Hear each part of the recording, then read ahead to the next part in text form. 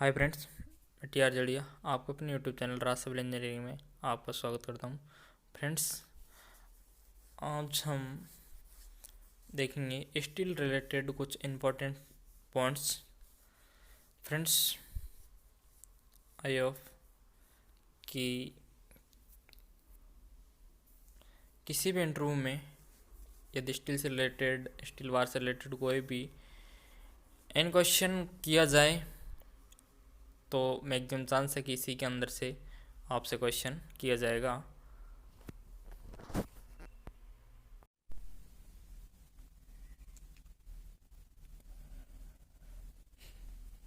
Steel bar related important point: steel density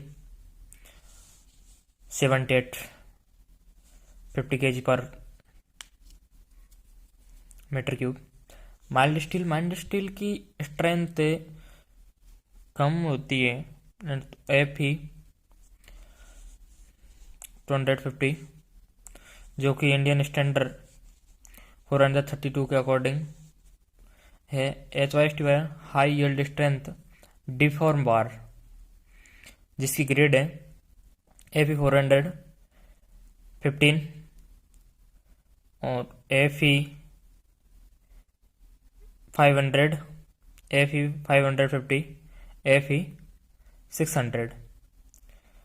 TMT जो steel bar है उसके अंदर कार्बन की मात्रा वो 0.25% से ज़्यादा नहीं होनी चाहिए।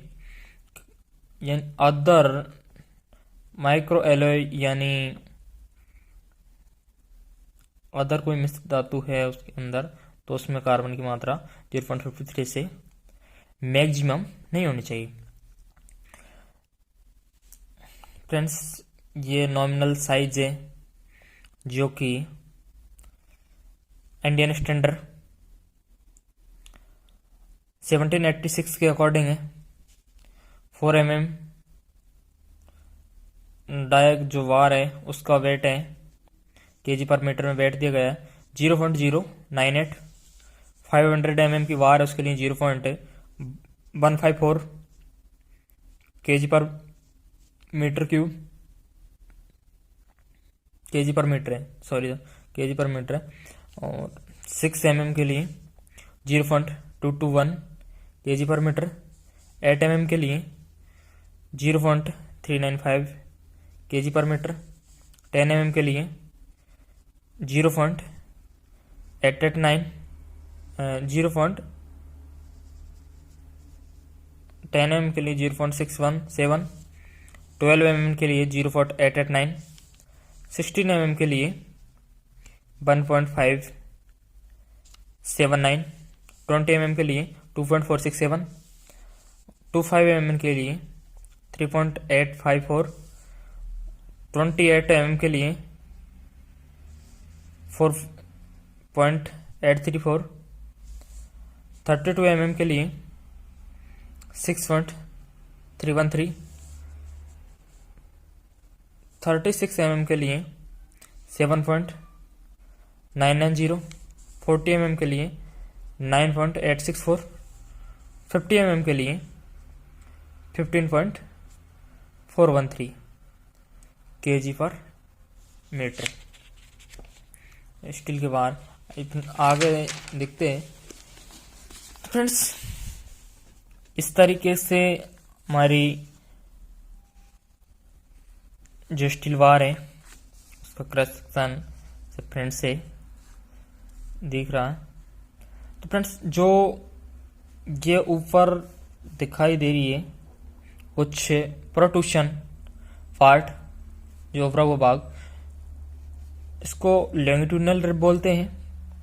और जो ट्रांसवर्स दिखाई दे रही है प्रोट्रूशन, इसको ट्रांसफर रिब्स या लग्स भी बोलते हैं, फ्रेंड्स, इन लग के बीच की जो डिस्टेंस है वो 0.63 डी। यहां पर डी है फ्रेंड्स डाई ऑफ वार। जो लॉन्गिट्यूडिनल रिब है वो एक्सिस ऑफ वार के पैरेलल होती है, जबकि लग्स है वो एक्सिस ऑफ वार के ट्रांसफर से होती है। लॉन्गिट्यूडनल रिप क्या होती है? Uniform continuous protrusion parallel to the axis of the war. Transfer rib any rib on the surface of wire other than a longitudinal rib। Friends, rib provide क्यों की जाती है? देखिए फ्रेंड्स, रिब से provide bonding strength between steel bar and concrete. Steel bar और concrete के बीच bonding strength को increase करने के लिए या reduce the risk of slippage, और या कंक्रीट से बार को के जो फिसलन है उसको प्रिवेंट करने के लिए रिब स्टील बार में होती है। प्लस यदि हम साइड पर काम जो वर्क को एग्जीक्यूट कर रहे हैं तो वहां पर जो स्टील बार आया तो उसकी कैसे पहचानेंगे? तो फ्रेंड ये देखते हैं, यहाँ पर ग्रेड TMT दे रखे हैं। इससे पहले फ्रेंड्स, जिस भी मिल या जिस भी कंपनी के द्वारा प्रोड्यूसिंग की जाती है उस स्टील बार की, उस कंपनी का नाम, उसके बाद जिस भी प्रक्रिया के द्वारा या तो TMT हो या थर्मेक्स हो, उसके बाद ग्रेड्स, इसके बाद डाया, इसके बाद ISI मार्क मिलेगा। इस तरीके से हम किसी भी ओरिजिनल स्टील बार की आइडेंटिफाई कर सकते हैं।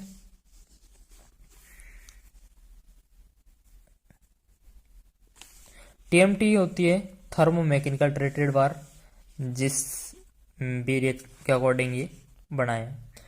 लेंथ रोलिंग मार्जिन, यदि हमें साइड पर सभी स्टील बारों को आइडेंटिफाई करना है तो उसके लिए सभी स्टील बार के 1 मीटर के सैंपल लिए जाते, 1 मीटर से कम नहीं। आगे देखते हैं friends, density of steel. Density of steel होती है 7850 kg पर metre cube. 1 ton is equal to होता है 1000 kg। Density of steel, density of steel को यदि हम टन में कन्वर्ट करेंगे तो 1000 से डिवाइड कर देंगे, तो 7850 को 1000 से डिवाइड किया तो 7.8 टन पर मीटर क्यूब हो। यदि हम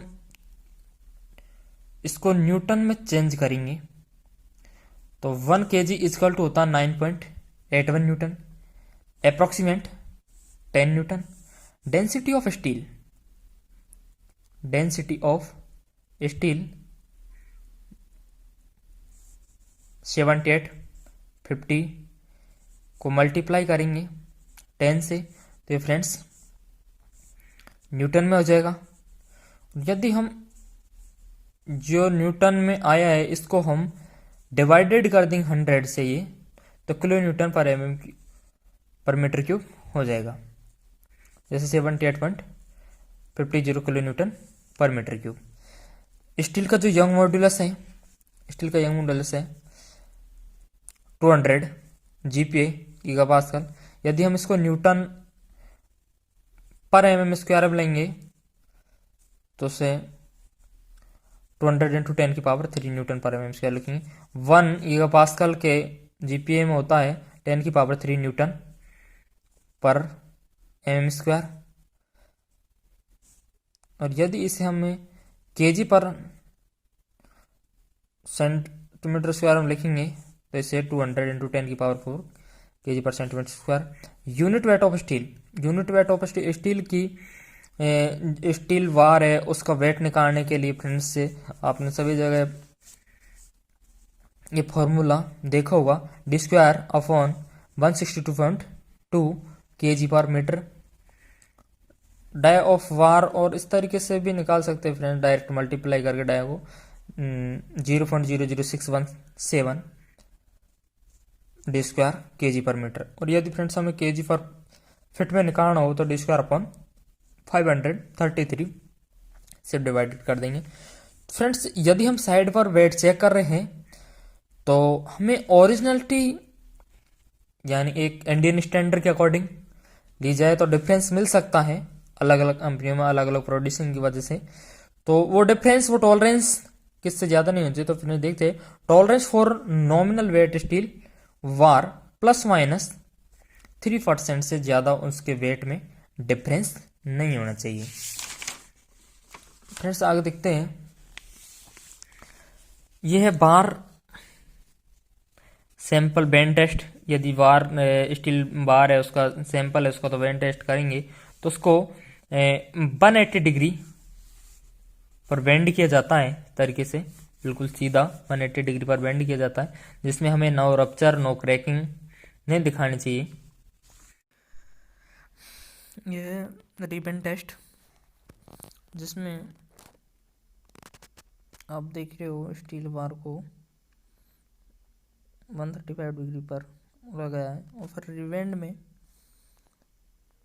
157.5 डिग्री पर रिवेंड किए गए हैं। तो इस तरीके से फ्रेंड्स इसकी रिवेंड डायरेक्शन दिखा रखी है, वेंड डायरेक्शन और रिवेंड डायरेक्शन दोनों डायरेक्शन दिखा रखी है। और जिस मंडल को देख रहे हैं आप फ्रेंड्स, इसके ये जो वार वेंडिंग मशीन होती है उसमें लगा रहता है, इसके अकॉर्डिंग ही बार को वेंड किया जाता है।